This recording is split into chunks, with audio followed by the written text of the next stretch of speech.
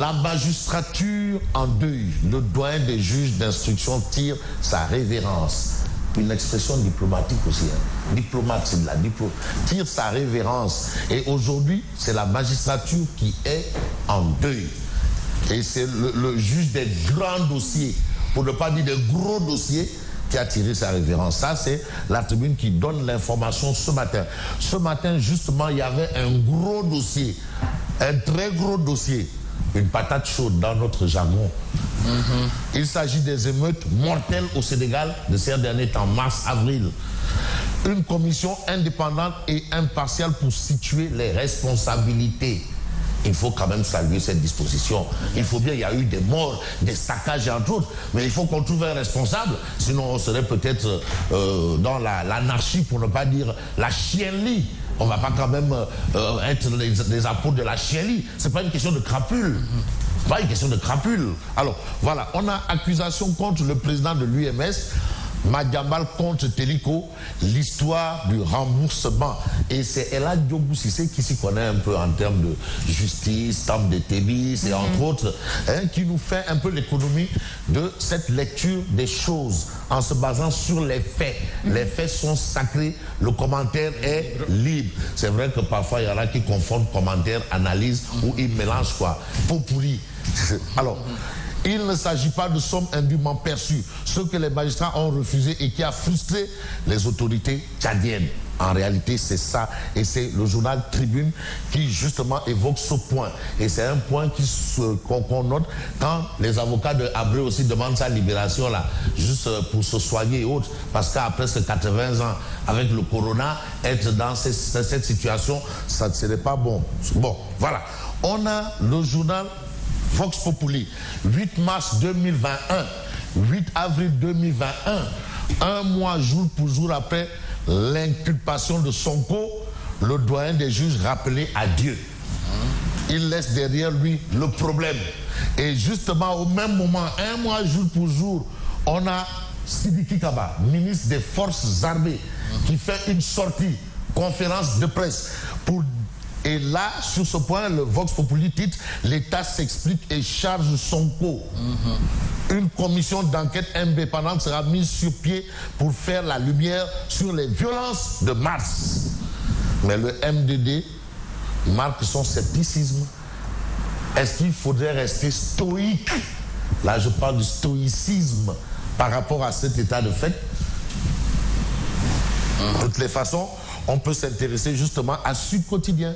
Mais Sud Quotidien parle de série de manifestations meurtrières de mars dernier. Il y a des gens qui ont vu leur véhicule caillassé.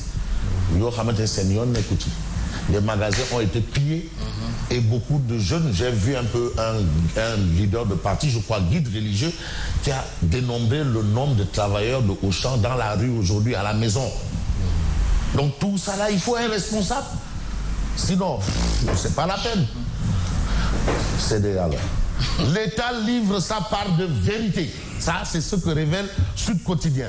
Et aujourd'hui, c'est Sidiki Kaba, le Dougoutigui, Jaïté Kaba, qui dit que l'entière responsabilité de ces événements ne doit pas être imputée à l'État. On prend tout, on dit c'est l'État, c'est l'État, c'est l'État. Mais Mamba, l'État, c'est qui? C'est vous, c'est moi. C'est vous et nous. Donc l'État est impersonnel. C'est comme la loi.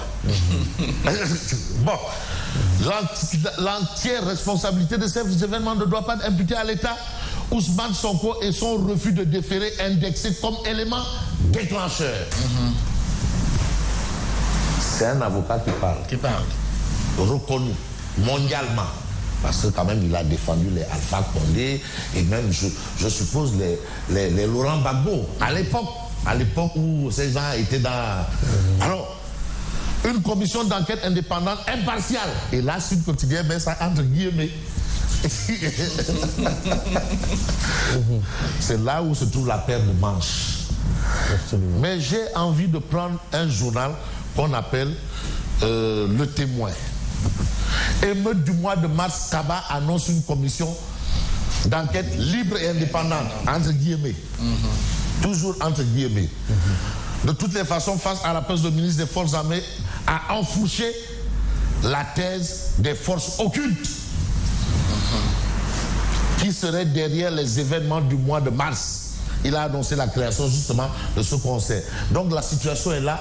Non, le débat est campé. Ah non, il est campé. Donc il a fallu le contexte et trouver le texte par la suite. Parce que tout est parti, il y a le prétexte. Là, j'emprunte son discours. C'est ce qu'on appelle un discours de la méthode. Le prétexte, le contexte, pour en venir au texte. Et c'est lui qui l'a dit. Donc, il a dit tout bas. Bon, c'est ça que Fofana dit bon. Je veux terminer avec ce journal. D'abord, on a mairie de Kaolack, Adji Mergane Kanouté, potentielle candidate. Voilà, elle est la vice-présidente du groupe parlementaire Benno Bokk Yakaar. On a les assurances du ministère de l'Éducation nationale et c'est l'imam Ratib Mohamed Moustapha Diagne qui monte au créneau histoire d'indiquer que les candidatures se feront par rapport aux enseignants qui doivent être recrutés. Se feront sur présentation d'un dossier en ligne. Recrutement de 5000 enseignants annoncé par le chef d'État en ligne.